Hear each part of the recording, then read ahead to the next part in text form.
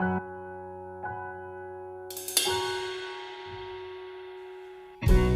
tenho tanto que aprender, contigo sempre parecer e deixar as coisas velhas pra trás. O tempo nunca vai parar, a vida passa e temos que andar.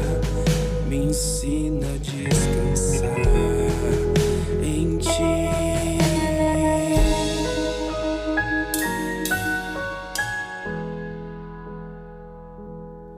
Manassés eu quero ser, as coisas velhas esquecer. Me ensina a acreditar que o Senhor no controle está.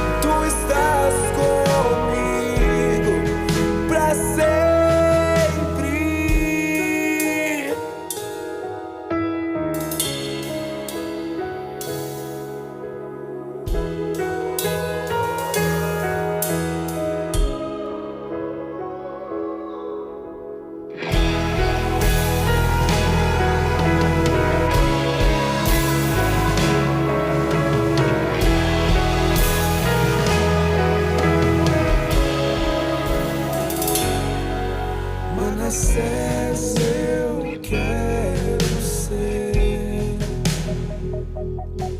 as coisas velhas esquecer. Me ensina a acreditar que o Senhor no controle está.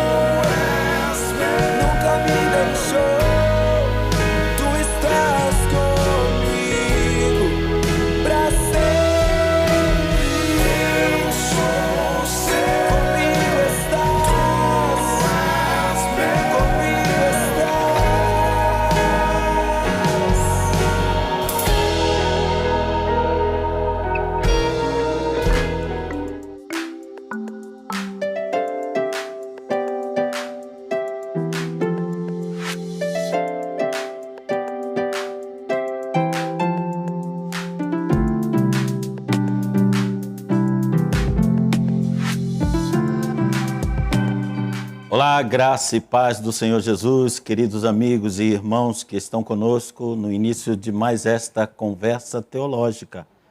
Nós estamos falando diretamente da Capela Irma Estevanato, que fica na Igreja Brasil para Cristo no Mandaqui, a Avenida Ultramarino 616. Nós somos presididos pelo pastor Joel Estevanato e a sua esposa Leonor.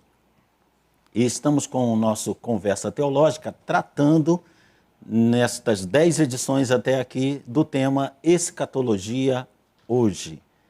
E hoje nós temos especialmente um assunto mais difícil para tratar, que é acerca da aparição, do surgimento do tema tribulação no Novo Testamento, na Palavra de Deus. E é dele que nós vamos falar hoje. Mas queremos antes te fazer um convite especial. A Igreja O Brasil para Cristo não manda aqui tem trabalhado este ano com o tema valores. E este tema tem ocupado todas as programações semanais da igreja e tem sido ministrado aquilo que é a vontade de Deus, aquilo que é agradável a Deus no caráter humano. Se você se interessa por servir melhor ao Senhor, por agradar ao Senhor e ter comunhão com Ele, é nosso convidado para estar aqui nos domingos, principalmente no domingo pela manhã, às 10 horas da manhã, e às 19 horas, nos nossos cultos familiares, onde se trata do assunto valores cristãos agradáveis a Deus. Você é nosso convidado. Bem, nós estamos com a nossa conversa teológica e escatologia hoje, e como o tema é difícil, nós precisamos do socorro, da ajuda do Espírito Santo, como sempre, e queremos orar agora, entregando essa programação a Ele, para que sejamos orientados e para que possamos também transmitir algo que seja válido para as nossas vidas espiritualmente. Então, convido você a orar comigo agora, para nós iniciarmos a abordagem do nosso programa. Pai querido, Deus amado, nós com alegria te agradecemos pelo dom da vida, te agradecemos, Senhor, por tudo com que tu tens nos abençoado e nos cercado, ó Pai. Eu agradeço pela vida desta pessoa que está conosco agora, pela sua família, por tudo aquilo, Senhor, que o Senhor tem operado em sua vida. E peço, Senhor, que o Senhor continue orientando, guardando a sua vida, ensinando o teu caminho, para que todos nós, Pai, cheguemos àquele ponto que o Senhor deseja em nossas vidas, para que sejamos úteis àqueles que conosco convivem e também, Pai, alcancemos a Tua aprovação. É o que nós mais desejamos, Senhor, porque Tu já nos tens dado em Cristo Jesus, Teu Filho, a vida eterna e a bênção da Tua presença. Queremos Te agradar, queremos Te servir. Ajuda-nos, Senhor, ajuda-nos agora nesta programação, em nome do Senhor Jesus. Amém e amém, Senhor. Então, estamos com o tema tribulação, que aparece no Novo Testamento mais vezes do que se pode imaginar. É comum as pessoas interessadas em escatologia procurarem resposta apenas para a expressão a grande tribulação. Mas esta não é uma forma sistemática, não é uma forma adequada de fazer a abordagem. Nós precisamos voltar um pouco, retroceder um pouco, para fazer um estudo mais alicerçado, mais embasado, e podermos chegar a conclusões maiores à medida que os versículos sejam esclarecidos e que o termo que nós estamos procurando analisar seja mais esclarecido em nossa mente. Por isso, para falar da grande tribulação, que é tema de debates entre pastores, debates acadêmicos, debates informais, e em que todos vão direto ao ponto, dizendo eu sou pré-tribulacionista, eu sou mid-tribulacionista, eu sou pós-tribulacionista, e isso traz uma confusão, algumas pessoas nem entendem o que seja pré-tribulacionista, e a discussão muitas vezes começa daí. Mas uma pessoa mais simples que venha a esse debate vai perguntar de uma maneira simples, mas que vai acabar trazendo o posicionamento sistemático para o debate. Essa pessoa vai perguntar, mas o que é tribulação? E é a partir desse ponto que penso que devamos iniciar. O termo que está nas Escrituras para nós como tribulação, e que aparece acentuadamente no Novo Testamento, ele se origina do termo grego thlipsis, que significa tribulação, angústia, opressão, perseguição, maltrato, sofrimento. É este o sentido desse termo. Ele é mais comum do que você e eu possamos pensar nas Escrituras. Justamente porque nem sempre ele aparece traduzido como tribulação. Às vezes você vai reparar o seu aparecimento de uma outra forma. E palavras cognatas, palavras semelhantes, aparentadas, como atribulado, como angústia, né? No Antigo Testamento, lá no livro de Daniel, a angústia de Jacó. Essas palavras disfarçam o aparecimento da palavra grega tríplices, que, como eu já disse 2 vezes, é mais comum do que imaginamos. Então, a primeira grande pergunta, se nós queremos tratar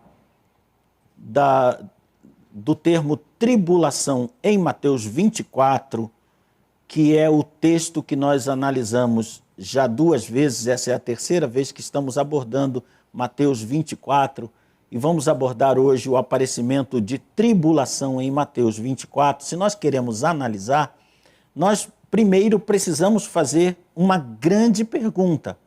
É uma pergunta que não tem sido feita. E a resposta dela é justamente o encaminhamento para entendermos melhor o que seja tribulação em Mateus 24. Então, nosso primeiro ponto, a pergunta crucial. Já disse um pensador que as melhores perguntas obtêm as melhores respostas. É preciso saber perguntar para chegar a conclusões perfeitas ou mais adequadas. Então, qual é a grande pergunta de Mateus 24? A pergunta que define os posicionamentos deve ser esta que eu vou colocar na tela. A resposta dela é crucial, é fundamental. A pergunta é: em Mateus 24, Jesus está se dirigindo aos discípulos, aos israelitas ou aos discípulos israelitas? Pastor Eduardo, por que essa pergunta é importante? É porque Jesus vai falar de tribulação. Mas a minha resposta deve ter em mente isso. Ele está falando sobre tribulação para seus discípulos, para os israelitas ou para os seus discípulos que são israelitas. Conforme seja a nossa resposta, provavelmente se encaminhará o nosso entendimento. Se ele está respondendo a discípulos, a tribulação terá um significado e um direcionamento. Se ele está falando para israelitas, terá outro significado e outro direcionamento. Se ele está falando para discípulos que são israelitas, haverá um terceiro significado, um terceiro posicionamento. E tem que ser uma dessas 3 respostas. Não é válido em exegese eu pegar um texto e no destrinchar, no analisar, no discernir daquele texto inteiro, eu ter para o mesmo termo um entendimento, depois outro entendimento, depois outro entendimento, a não ser que o autor claramente faça essa mudança de um ponto para outro. Se o autor está falando em linha reta, vamos dizer assim, está falando um texto direto, ele não fez nenhuma alteração, e ele no começo falou para um grupo, falou para discípulos, aquele texto se refere aos discípulos. A não ser que ele diga, mas quanto aos israelitas, se ele não disse isso, não usou essa conjunção adversativa, não falou mas, então eu sou obrigado a entender que se ele está falando com os discípulos, no meio está falando com discípulos e no final está falando com discípulos. Se ele está falando com os israelitas, do mesmo modo. Se ele está falando com discípulos israelitas, do mesmo modo. Jesus falou de tribulação em Mateus 24 para quem? Essa resposta eu vou dar um indiciamento aqui, hoje. Mas eu peço que você, lendo em casa, chegue à sua própria conclusão. Faça suas próprias perguntas adequadas, perguntas boas, para chegar a boas respostas sobre esse tema. Eu vou apenas explanar uma opinião sobre o que seja tribulação. Mais uma vez quero dizer, como já venho dizendo nos 9 programas anteriores, nós não somos donos da verdade, não pretendemos impor posicionamento, procuro ser o mais geral possível, procuro não tomar um posicionamento para que você tenha simplesmente matéria de reflexão e para que você chegue à sua própria conclusão, converse com alguém sobre isso e Deus certamente dentro da palavra dele vai esclarecer a sua mente. E nossa função aqui é colocar matéria para você fazer isto. Então nós vamos analisar primeiro, antes de analisar Mateus 24, vamos entender no Novo Testamento como aparece a tribulação. Vamos ver as aparições comuns no Novo Testamento do termo tríplices, que significa tribulação, angústia, perseguição, opressão. Então vamos lá. Há uma parábola em Marcos, no capítulo 4, que é a mesma parábola de Mateus, capítulo 13. Essa parábola trata da semente sendo lançada em solo diferenciado. E no meio desta parábola, lá em Marcos capítulo 4, haverá o versículo 17. Eu quero ler esse versículo para você. Pastor Eduardo, o que isso tem a ver com tribulação? Vamos ver? Marcos 4,17. Mas eles não têm raiz em si mesmos. Jesus está se referindo àquela semente que caiu em terreno rochoso. E está explicando que significam pessoas que não têm raiz em si mesmos, sendo antes de pouca duração.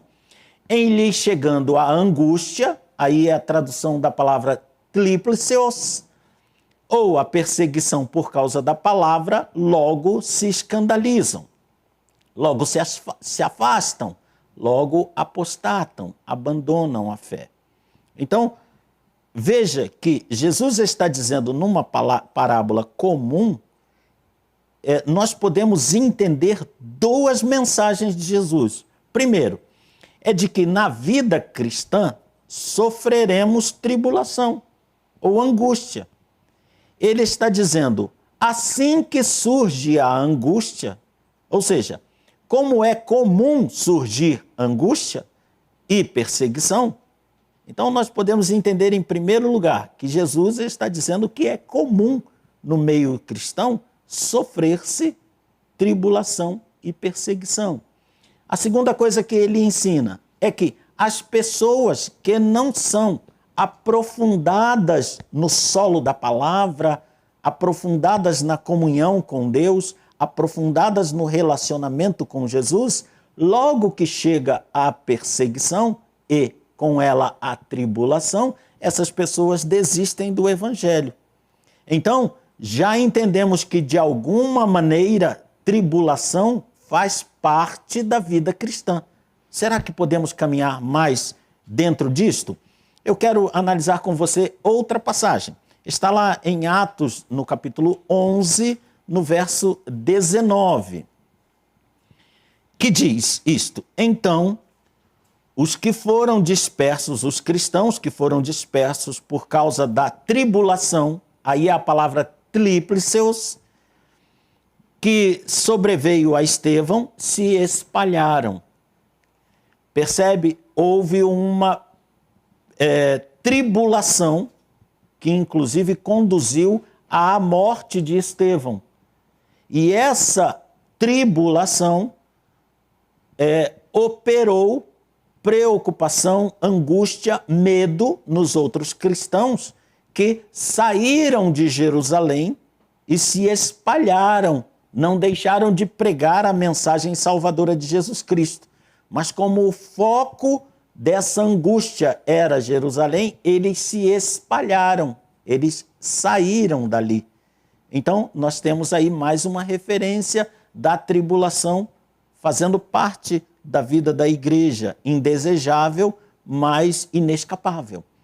Novamente, nós temos ainda em Atos, no capítulo 14, no verso 22, eu estou acompanhando aqui e quero mostrar para você. Aí é uma passagem que diz que Paulo e Barnabé passaram pelas igrejas, fortalecendo a alma dos discípulos, exortando-os a permanecer firmes na fé. Continuidade. E mostrando que, através de muitas tribulações, tripsion, nos importa entrar no reino de Deus. Há agora aqui uma lição mais profunda. Paulo não está dizendo, Paulo com Barnabé não estão dizendo que a tribulação faz parte da vida cristã. Estão dizendo que ela é algo sistemático na vida cristã. É algo que fatalmente ocorrerá. Há pregadores ortodoxos, até hoje, que têm pregado que se a minha vida cristã não sofre algum tipo de tribulação, algum tipo de contenda, algum tipo de perseguição, algum tipo de inimizade com o mundo, a minha vida cristã está com problema. Porque vida cristã significa lançar luz sobre as trevas em que os ímpios querem viver. Viver a vida cristã autêntica é lançar o procedimento certo sobre a vida daqueles que querem adotar procedimentos errados. Então a oposição, e com essa oposição a tribulação, é um fator esperadíssimo para a vida cristã. Senão, algo está errado. E eu concordo com essa pregação. Ainda lá em 2 Tessalonicenses, capítulo 1, verso 6, nós vamos encontrar um prosseguimento desse entendimento de tribulação. Paulo está dizendo aos Tessalonicenses, se de fato é justo para com Deus que ele dê em paga tribulação aos que vos atribulam. É a mesma palavra, trípsis. Então, o que Paulo está dizendo? E é muito interessante esse capítulo, depois eu convido você a ler em casa. Lá o capítulo 1 da segunda carta de Paulo aos Tessalonicenses. O que Paulo está dizendo aí? Ele está dizendo, suportem a tribulação. Ela é inescapável para vós. Aqueles que vos perseguem não desistirão de vos perseguir e de vos impor maldades, malignidades, opressão, até morte. Não se entreguem a isso, permaneçam com a vida cristã. E ele diz, talvez possa até ser ou pudesse ser justo esperarmos que no tempo devido Deus dê de volta tribulação àqueles que vos atribulam. A minha pergunta para esse texto de Paulo é, seria ele profético? Em algum ponto da humanidade, Deus resgatando o seu povo da terra, sobrará tribulação para aqueles que atribulavam o povo de Deus? Terá um significado escatológico essa frase de Paulo? Dá o que pensar, porque Paulo era profeta. Então dá o que pensar. Isso pode ter a ver com a grande tribulação. É um versículo que eu costumo dizer que nós deveríamos separar e pôr numa gaveta para no tempo certo abrir aquela gaveta e tirá-lo de lá. Então, esses versículos mostram que tribulação e igreja são conviventes, são intimamente conviventes. Eu disse algumas passagens das inúmeras passagens em que a tribulação aparece sobre a igreja. E, a bem da verdade, 3 palavras aparecem com frequência, ou sejam, ódio, perseguição e com o ódio e a perseguição, a tribulação da igreja. Então, assentamos o que seja tribulação, é angústia, é sofrimento, é perseguição, é dor física, é dor psicológica, é dor espiritual, de ver aquela pessoa a quem amamos ouvir uma palavra que lhe seria de salvação e responder com violência, com perseguição, com imposição de leis, proibições, opressão sobre a família. Pessoas perdem o emprego, pessoas perdem a condição social, pessoas perdem a liberdade, pessoas são afligidas, pessoas são torturadas, pessoas são mortas porque estão pregando o evangelho. Então, o nome disto é tribulação, e a igreja sofre tribulação. No próximo bloco, nós vamos ver o aparecimento da tribulação na história da igreja. E nós vamos nos aprofundar um pouquinho mais no conhecimento desse termo. Então, vamos dar um pequeno intervalo. Daqui a pouco nós voltamos para falar mais sobre tribulação e a igreja. Até daqui a pouquinho.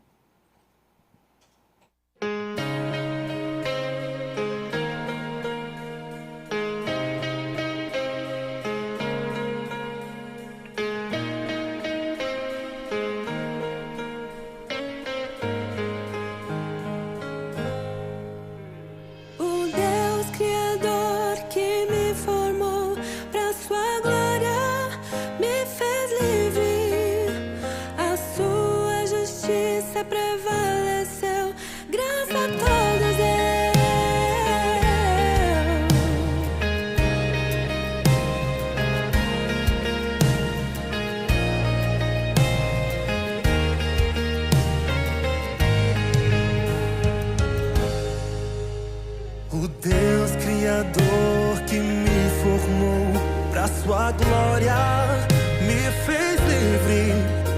A sua justiça prevaleceu, graça a todos deu.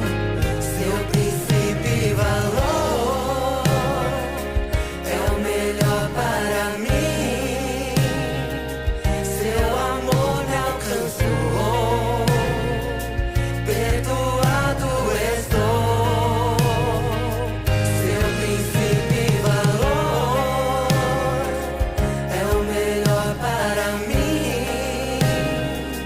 Já não vivo mais eu, Cristo vive em mim.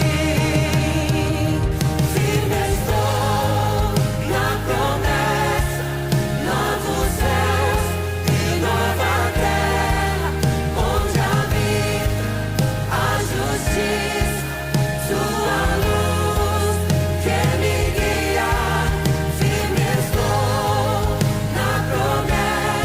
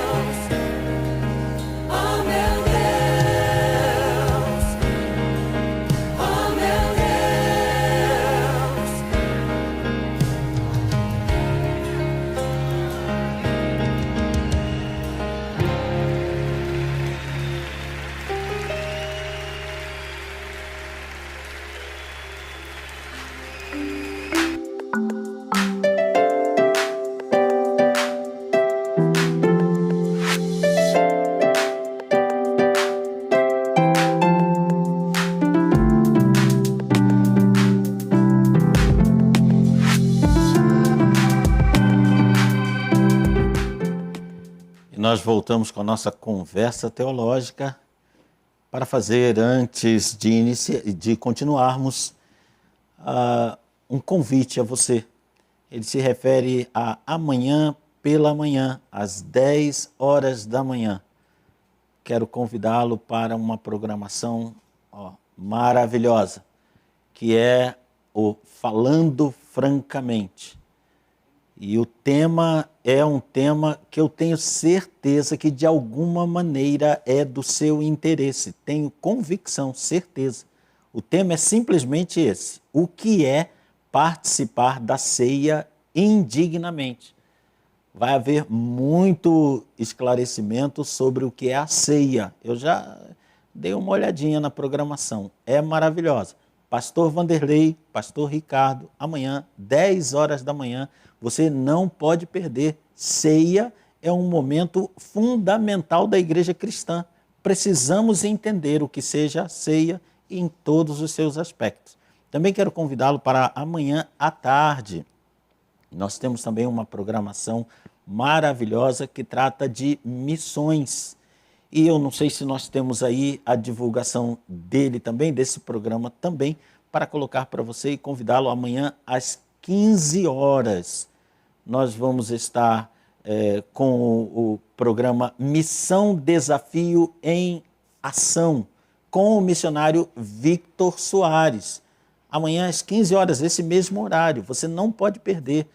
A cada programa ele faz esclarecimento de pontos de missões, de aspecto de missões, e é fundamental para nós esse conhecimento. Antes a igreja não tinha programações como esta. Então você sabe tudo o que está acontecendo no mundo missionário acompanhando um programa de 1 hora, toda terça-feira, às 15 horas. Você é nosso convidado.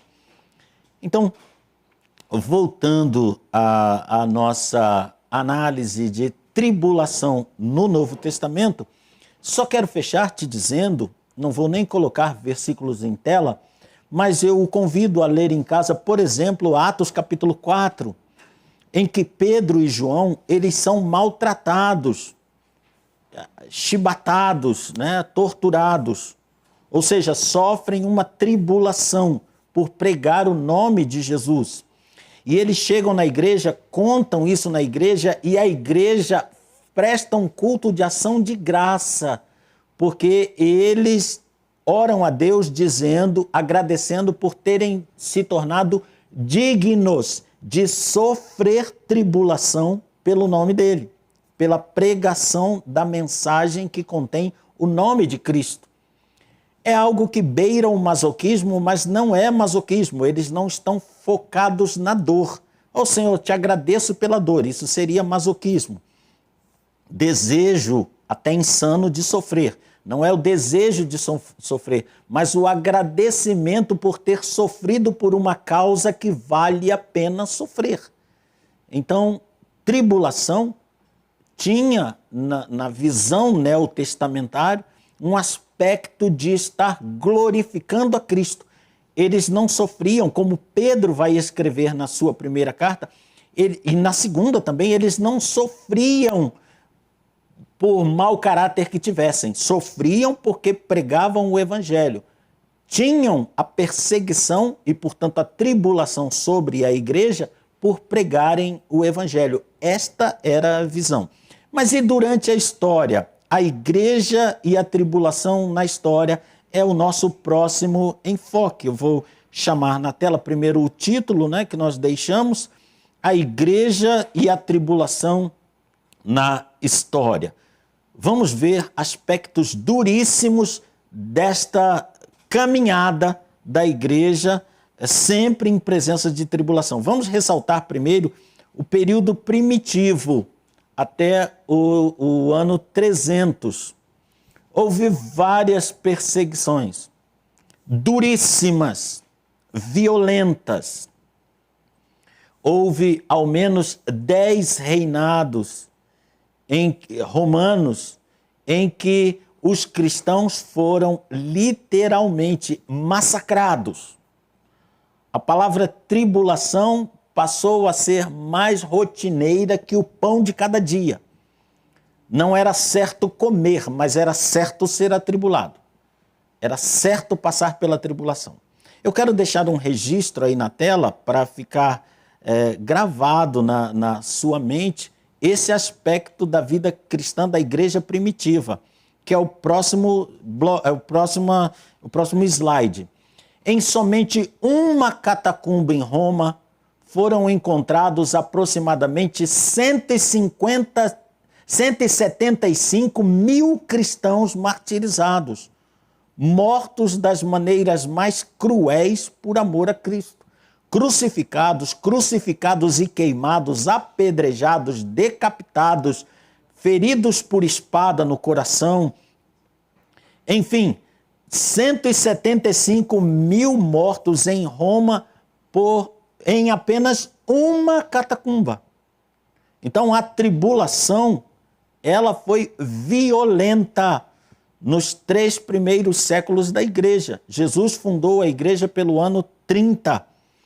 Até o ano 300, é claro, são 270 anos de perseguição. Somente com Constantino, em 311, é que veio um édito de tolerância para a igreja. Então a igreja até aquele momento sofreu, especialmente por alguns governantes romanos, como Nero, como Diocleciano, eles sofreram perseguições, como Marco Aurélio, eles sofreram perseguições atrozes. A tribulação era uma certeza do dia a dia cristão. E eles não diminuíram a pregação da mensagem, sabendo que iam ser torturados, jogados aos leões, mortos, mas eles não desanimaram. Essa foi a realidade do termo tribulação em acompanhamento da igreja nos 300 primeiros anos. Depois, a igreja foi oficializada em 385 pelo imperador Teodósio, e ela foi oficializada como Igreja Católica Apostólica Romana. E essa igreja era uma igreja estatal. Os primeiros concílios, um bom número de concílios, porque isso vai chegar até 1500, perto da reforma, chamada Reforma Protestante. Os concílios eram convocados pelos imperadores. Foi Constantino quem convocou o primeiro concílio, e eles eram convocados pelos imperadores, e os imperadores eram os chefes da igreja. Era uma igreja estatal, e essa igreja estatal começou a colocar coisas que eram contrárias àquilo que estava nas Escrituras. Como nós temos manuscritos da palavra de Deus muito disseminados, códices eram a escritura em forma de livro, só que colado, né? Nós não tínhamos grampeamento, não tínhamos o sistema moderno, mas eles eram costurados ou colados e se chamavam códices, né? O primeiro livro da história foi o Códice. E mesmo nos rolos antigos de papiro, os cristãos já tinham um bom número de manuscritos. E aquilo que estava escrito nos manuscritos, aquilo que estava escrito nos códices, não era a mesma coisa que vinha sendo incorporada à igreja de tradições pagãs. Veneração de santos, veneração de ídolos, dulia, hiperdulia, aquilo não estava na palavra de Deus. E todos os que se levantaram para dizer que aquilo não estava escrito eram torturados, perseguidos, tratados como hereges, queimados em fogueira. E pelo século IX surgiu a que é chamada hoje como Santa Inquisição, e que de santa não tinha nada, era uma perseguição cruel a todo aquele que discordasse das normas da dogmatização existente. Então essas pessoas, elas, para darem força ao seu posicionamento, elas procuraram, a partir do século XV, 1400, 1450, elas procuraram fazer na própria linguagem nacional, na linguagem do seu povo, na França, na Suíça, na Inglaterra, na Alemanha, procuraram fazer a versão das escrituras para o seu idioma, elas começaram a ser tratadas como herege. A igreja governante não aceitava de maneira nenhuma a reprodução da Bíblia. A reprodução tinha que ser exclusivamente em latim e só poderia ser conhecida pelos ministros. O povo, sob a alegação de que o povo distorceria a palavra de Deus, era terminantemente proibido de ler a palavra de Deus. E todos aqueles que ousaram tentar fazer cópias eram perseguidos, mortos e suas cópias eram queimadas. Como o manuscrito é muito difícil de fazer, demora longo tempo para a sua confecção, então havia poucas cópias e elas eram queimadas. Essas pessoas passaram por uma grande tribulação. Para a confissão de pecado, entre aspas, né? A confissão daqueles que ousavam dizer, olha, isso que vocês estão fazendo na igreja não está previsto na palavra de Deus. As pessoas que ousavam pregar isso ou simplesmente traduzir a Bíblia para o seu idioma eram queimadas vivas, ou às vezes por misericórdia, se isso se chama misericórdia, eram degoladas com o garrote colocado no pescoço e era torcido até elas serem degoladas e depois elas eram esquartejadas ou queimadas. E essa tribulação esteve sobre a igreja no período chamado de Santa Inquisição e que emendou com o período chamado Contra-Reforma. Centenas de milhares de reformadores morreram no século XVII.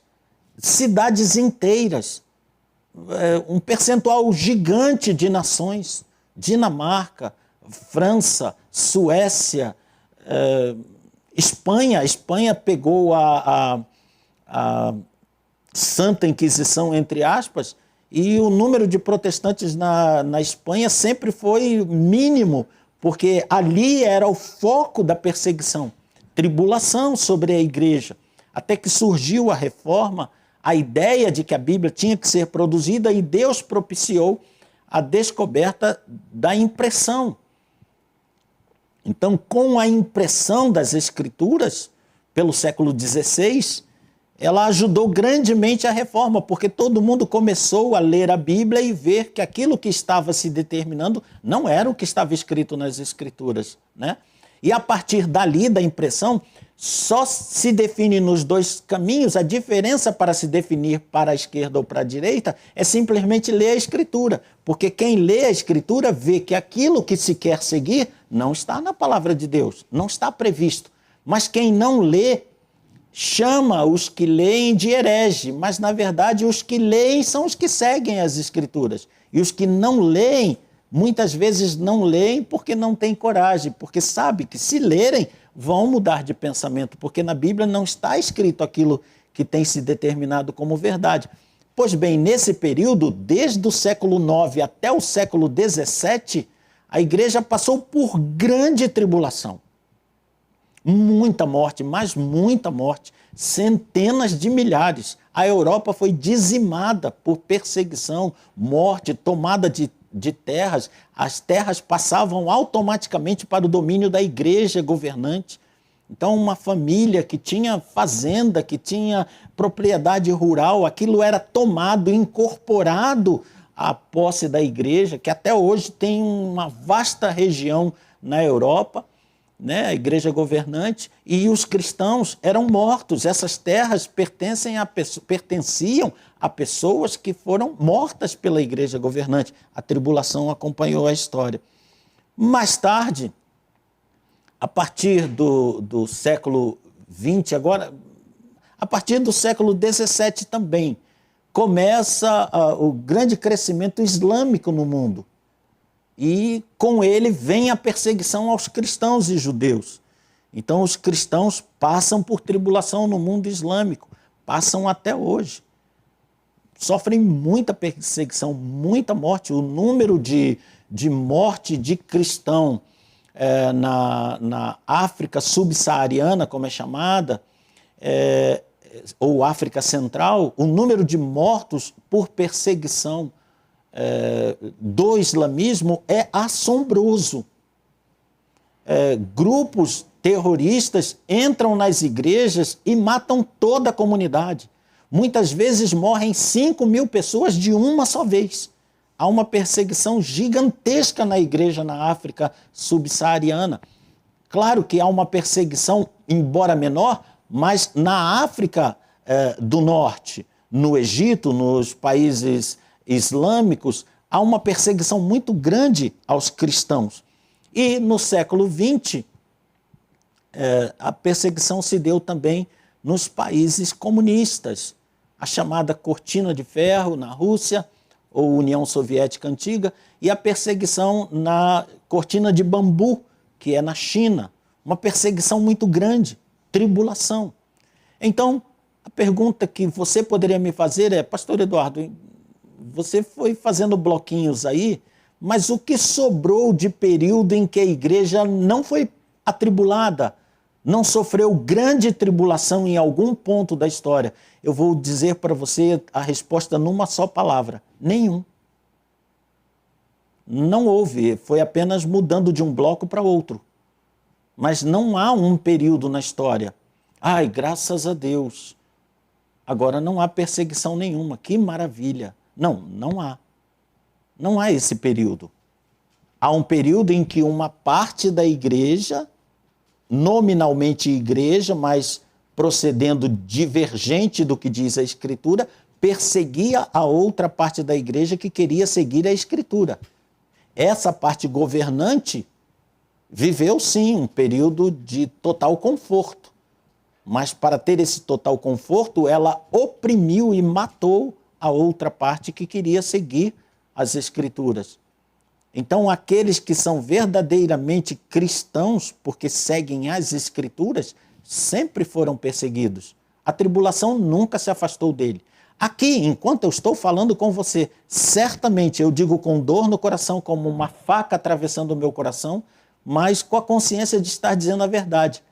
Algum cristão em alguma parte desses países perseguidores está sendo morta agora, nesse momento que eu estou falando com você. Uma família está sendo morta agora, eu tenho convicção do que estou falando. Uma família está sendo morta agora. Enquanto eu estou aqui conversando com você, você está na tranquilidade do seu lar assistindo esse programa, uma família de missionários está sendo presa agora. Uma família de habitantes naturais de algum país está sendo morta agora, nesse momento. Então a igreja nunca se afastou do termo tribulação. Ele sempre foi um termo mais da igreja e do que de qualquer outro grupo da humanidade, a não ser os judeus.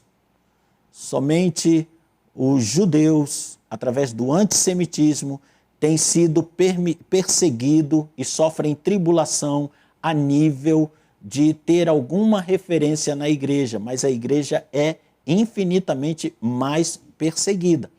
Acontece que os judeus sofreram algumas hecatombes, algumas perseguições fora do normal, se é que a gente pode tratar com isso. Por exemplo, na Grande Guerra, foram mortos, de 39 a 45, foram mortos 6 milhões de judeus. Então, os cristãos participam, são acompanhados por esse termo, e os judeus também são acompanhados por esse termo. Então, na média mundial, eu quero colocar isso para você hoje, se refere a hoje. Para você não ter dúvida do que eu estou falando, vou colocar aí na tela. Na média mundial, 1 em cada 8 cristãos enfrenta pressão ou violência por causa da sua fé. Esse é um relatório das Portas Abertas, Missão Portas Abertas, para 2021, 2 anos atrás. 1 em cada 8 cristãos enfrenta pressão ou violência por causa da sua fé. E o número de mortos? Temos também um registro. Os cristãos mortos por causa da fé passou de 2.983 casos em 2020 para 4.761 em 2021. Com toda certeza, em 2022 e 2023, esse número é significativamente maior. E aí, eu te deixo com a pergunta que vai nos fazer voltar no último bloco para Mateus 24. Eu vou te deixar essa pergunta, a grande pergunta. A igreja vai passar pela grande tribulação nos últimos dias? Eu vou entrar em Mateus 24 no próximo bloco, mas deixa essa pergunta para você responder no intervalo, para você analisar e responder em casa, para você assistir esse programa novamente. Não houve um momento da história em que a verdadeira igreja não esteve sob grande tribulação, grande sofrimento e grande número de mortos. Mas, nos últimos tempos, ela estará livre disso? Nós vamos dar uma pincelada, não vamos aprofundar no assunto, mas vamos dar uma pincelada no próximo bloco. Então, por favor, nos aguarde aí, tome uma água, um cafezinho e até daqui a pouco, se Deus quiser.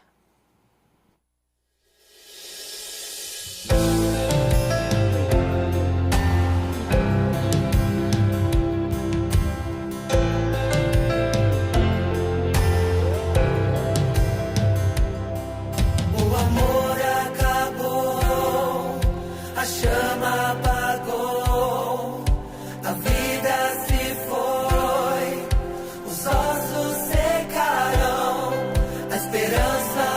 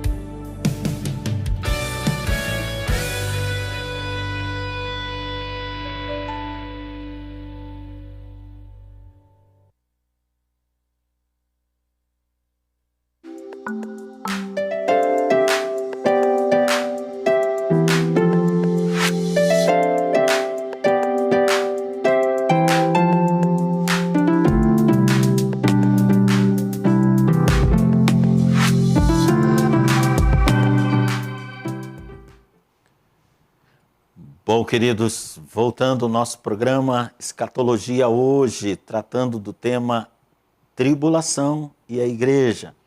E nós nem nos demos conta de que o tempo ficou muito curto para o terceiro bloco e nós vamos dar uma entrada nesse assunto. Vamos abordá-lo com mais propriedade no nosso próximo programa.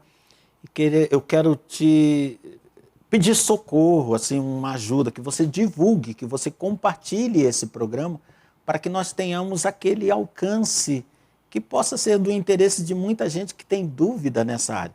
Então nos ajude, você que participa conosco, compartilhe, quando começar o programa, compartilhe com alguém, avise com antecedência, né, sobre o que você assistiu, se você gostou. Dá uma curtida para nós aí, manda um coração para a gente, que a gente manda um coraçãozinho de volta para você e nos ajuda a divulgar essa programação. Na próxima segunda-feira vamos aprofundar, mas hoje eu ainda vou falar, pelo menos dar a entrada no assunto em Mateus 24. Mas nós temos aqui um posicionamento, eu quero ler ali na nossa tela. Eu encontrei ontem com o Eduardo Soga e ele falou, pastor, vou acompanhar lá. E não é que o queridão está acompanhando mesmo? E colocou para nós uma pergunta, ou duas. Pastor Eduardo, você concorda que com alguns teólogos que afirmam que a igreja é o Israel de Deus? Isso está na Bíblia? Olha aí, o Eduardo ele coloca essas perguntas assim. Eduardo, o que você acha? Eu vou te trazer no programa e você... De Eduardo para Eduardo, vai ser um programa próximo aí. Aguarde, de Eduardo para Eduardo. Mas sim e não. Eita, pastor Eduardo, sim. Israel, a igreja é Israel de Deus? Sim. Paulo afirma com toda clareza que a igreja nós somos o Israel de Deus. Ponto final, não tem debate nisso. A igreja é Israel de Deus. Número 2 da resposta, não. A igreja não é o Israel de Deus. A igreja é Israel de Deus, não o Israel de Deus. Porque as promessas de Deus são sem arrependimento. Deus tem uma promessa para o Israel, nação, descendência de Abraão. E essa promessa permanece de pé. Conforme Paulo escreve aos Romanos, especialmente, você dá uma olhadinha ali a partir do capítulo 9, vai lendo com muita calma. E você vai vendo que nós, gentios, só adentramos o Evangelho porque na presciência de Deus, ele permitiu uma obstrução, um escurecimento na visão dos hebreus, para que os gentios fossem inseridos, até que a totalidade dos gentios fosse, na presciência de Deus, fosse alcançada para o Evangelho. Quando então ele novamente abre a visão dos descendentes de Abraão na carne, para que eles agora também sejam inseridos no grupo, no corpo de Cristo. Então, Israel é igreja de Deus, porque a igreja de Deus nasceu em Israel. Quem fundou a igreja foi o Filho de Deus, fazendo-se homem na descendência de Abraão. Jesus é descendente de Israel. Os seus 12 discípulos são judeus. Os primeiros discípulos, a grande maioria, a totalidade dos discípulos eram judeus. Então, nós compomos, todos aqueles que creem, judeus e gregos, formam a igreja e o Israel de Deus, enquanto está obscurecida a visão dos descendentes na carne de Abraão. Mas um dia será tirado o véu, 2 Coríntios capítulo 4, será tirado o véu e eles então entenderão o messiado de Jesus e também integrarão o corpo de Cristo. Amém? Não temos outra pergunta, né? E também não temos mais o tempo para colocarmos nem a abertura sobre a tribulação em Mateus 24. mas já analisamos, tivemos a oportunidade, penso que foi útil, analisarmos sistematicamente o que é tribulação em relação à igreja. Tribulação no Novo Testamento, tribulação no primeiro século, tribulação na história da igreja como acompanhante da vida cristã. Quero repisar esse ponto para nós encerrarmos. A igreja, ela sofre tribulação porque ela é coluna, porque ela é sal, porque ela é luz. Ela não apenas não concorda e não faz, não pratica o mal, mas ela combate o mal. Então, quando ela combate o mal, Paulo dirá que não é com armas carnais, mas com armas espirituais. Ora, aquele que é combatido espiritualmente, que está no mundo e que guerreia contra a igreja, leia o capítulo 15 de João, você vai entender isso. Jesus diz, o mundo vai odiar vocês porque o mundo me odeia. Então, no dizer de Paulo, estamos combatendo os erros do mundo com armas espirituais. Quais são as armas espirituais? Amor, convicção do Espírito Santo, denúncia do pecado, chamada ao arrependimento. O mundo nos odeia por causa disso. Não pode entrar num debate teológico conosco porque vai perder. Então, oprime a igreja cristã de outras maneiras. Você não pode mais falar contra esse pecado porque isso é fobia. Você não pode falar mais contra aquele pecado porque é outra fobia. Você não pode mais falar contra aquele pecado porque é perseguição. A última que eu ouvi de um filósofo de renome, e eu digo aqui sem ironia, é um filósofo de renome, mas ele ousou dizer que quando um cristão impõe a mão e expulsa um demônio, ele está sendo intolerante com o demônio. Era o que nos faltava.